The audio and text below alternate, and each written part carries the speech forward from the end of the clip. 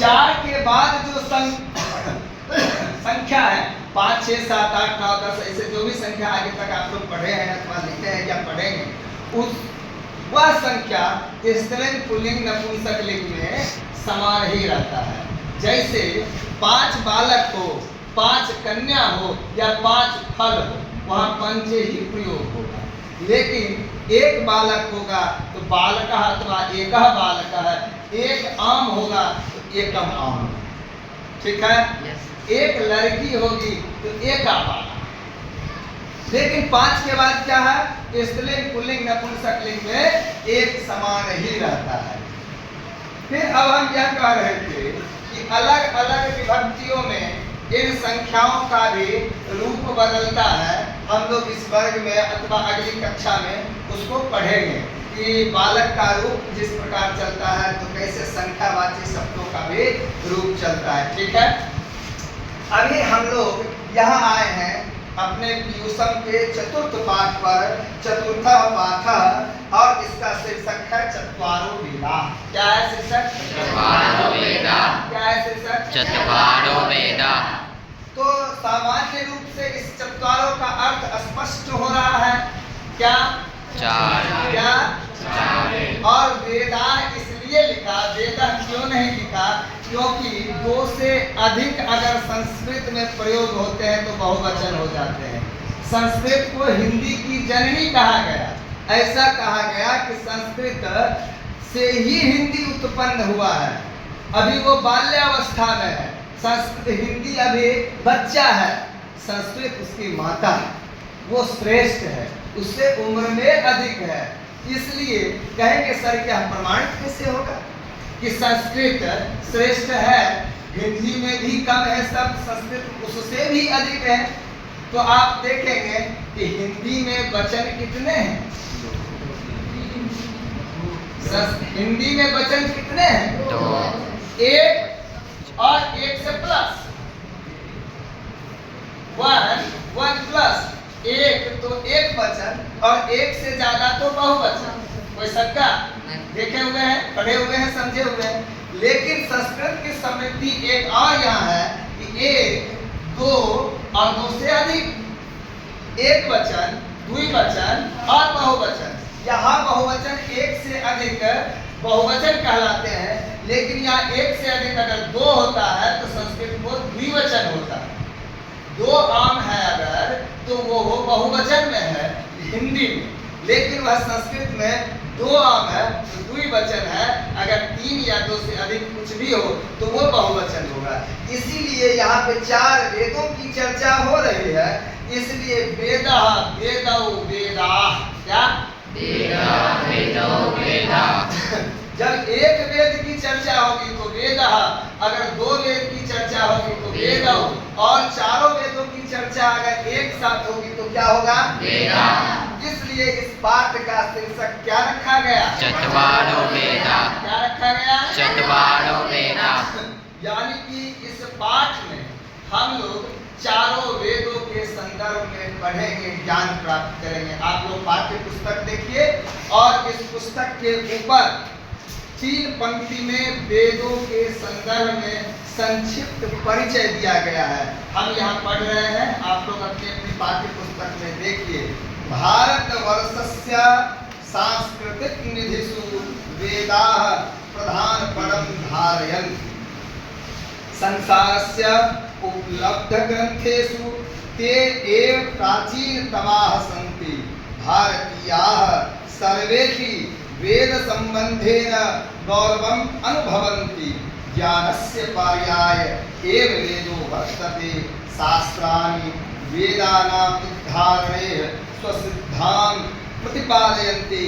प्रस्तुत पाठे चतुराणां वेदानां स्वरूपेण मुख्यं च प्रतिपाद्यं दर्शनमस्ति।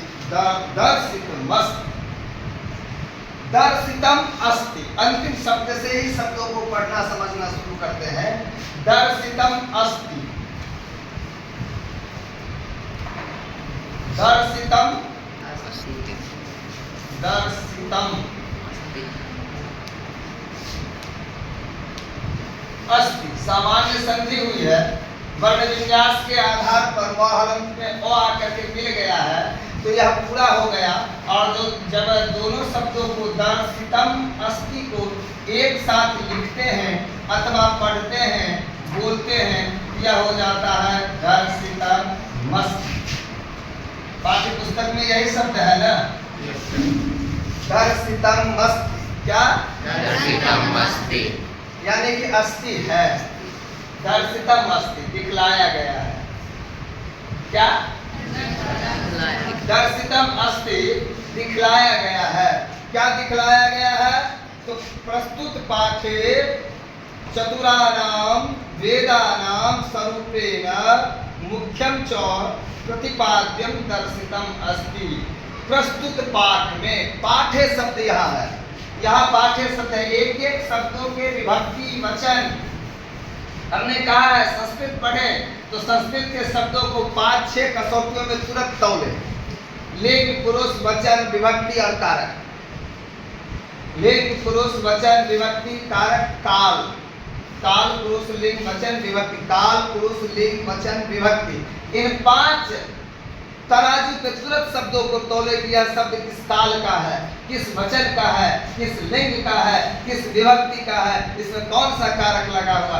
फटाक से शब्द का अर्थ निकल जाएगा। और उसके बाद जब इस 5 चीजों को समझ लेंगे तो कोई शब्द आपको संस्कृत का बोझ नहीं लगेगा, कोई शब्द आपको भारी नहीं लगेगा, और फटाफट हम यहाँ थोड़ा पढ़ाएंगे और आप अधिक समझेंगे। यानी बालक कौन है? अच्छे बच्चे कौन होते हैं और मूर्ख बच्चे कौन है? जिसको बहुत समझाने के बाद भी, बहुत बताने के बाद भी थोड़ा समझता है अथवा नहीं समझता है, तो कहते हैं इसका IQ लेवल कम है, मानसिक लब्धि, उसकी बुद्धि, उसको उसके ग्राह्य करने की क्षमता कम है। लेकिन जब हम थोड़ा बताते हैं और आप अधिक समझते हैं, आपकी बुद्धि लब्धि, इसका मतलब अधिक है, आप अधिक ज्ञानवान हैं, आप अधिक प्रज्ञावान हैं। तो पाठे, कोई बालक बताएगा या बालिका बताएगी कि पाठे में कौन सी विभक्ति है, किस कारक में है? अंशु। अच्छा, यही अंशु है, वाह, अंशु बोलो। सप्तमी विभक्ति एक वचन। सप्तमी विभक्ति एक वचन। कौन सा कारक? सप्तमी अधिकरण। चिन्ह क्या? में, पे, पर। सप्तमी विभक्ति अधिकरण कारक में, पे, पर। सप्तमी विभक्ति कौन कारक? अधिकरण कारक। और चिन्ह क्या? तो हो गया पाठ में। क्या हो गया? पाठ में। एकदम। तो पाठे अस्मिन, इस पाठ में। बैठ जाइए, बहुत अच्छा। इसी तरह से प्रज्ञा को आगे बढ़ाइए। तो पाठे अस्मिन यानी इस पाठ में वेदानाम स्वरूपम, वेदों के स्वरूप को, उसके विशेष रूप को, मुख्यम च प्रतिपादयम, मुख्य रूप से प्रतिपादित किया गया है, बतलाया गया है। दर्शितम अस्ति, यहाँ दिखलाया गया है। शीर्षक से भी स्पष्ट हो रहा है और पाठ की भूमिका से भी स्पष्ट हो रहा है कि इस पाठ में चारों वेदों के स्वरूप के बारे में बतलाया गया है और दिखलाया गया है। फिर कहता है कि इससे पहले एक और आया, शास्त्राणि वेदानाम उद्धारणये तो सिद्धांत प्रतिपादयन्ति भारतीयाः सर्वेपि वेद संबंधेन गौरवम अनुभवन्ति ज्ञानस्य प्रियाय एव वेदो वर्तते। या एव और एवं, बच्चे बहुत द्वंद में रहते हैं और कई बार गलतियां कर देते हैं एव और एवं को। एव अव्यय पद है। एव क्या है? एव। एव का अर्थ होता है ही, एवं का है एक, बस एक अनुस्वार का फर्क है। अरबी में, उर्दू में एक कहावत है, नुक्ता के तनिक हेर फेर से खुदा जुदा में बदल जाता है। हम लोग जो अनुस्वार देते हैं एक बिंदु, उसको उर्दू में नुक्ता कहते हैं। क्या कहते हैं? और इस प्रकार से एक चिन्ह दे करके वो ऊपर लिखते हैं, ये कहते हैं ये ऊपर नुक्ता है और यह नुक्ता यहाँ से उठ करके यहाँ नीचे आ जाता है।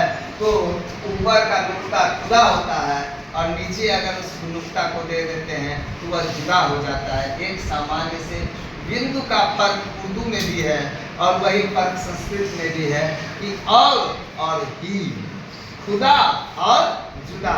इसीलिए मुसलमानों ने उर्दू में वो कहावत क्या कही कि नुक्ता के तनिक हेर फेर से खुदा जुदा में बदल जाता है। ठीक है, तो एव मतलब ज्ञानम एव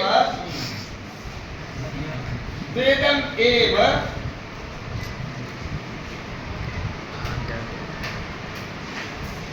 ज्ञानस्य पर्याय एव वेदो वर्तते। ज्ञानस्य, ज्ञान का षष्ठी विभक्ति एक वचन, यानी ज्ञान का पर्याय ही वेद है। कोई ज्ञानी हो कहे कि मैं ज्ञानी हूँ, या कोई व्यक्ति किसी व्यक्ति को कहे कि यह व्यक्ति ज्ञानी है और उसने वेदों का अध्ययन नहीं किया है, वेदों के संदर्भ में ज्ञान नहीं है, वेदों के अंदर छिपे हुए अर्थों को वह नहीं जानता है, वह ज्ञानी नहीं हो सकता। ज्ञानी कौन है? जो वेदों को जानता है, वेदों को पढ़ने वाला ही ज्ञानी है। चूंकि पाठ कहता है हमारा ज्ञानस्य एव पर्याय वेदो वर्तते, ज्ञान का पर्याय ही वेद होता है। शास्त्राणि वेदानाम उद्धारणे स्वसिद्धान प्रतिपादयन्ति।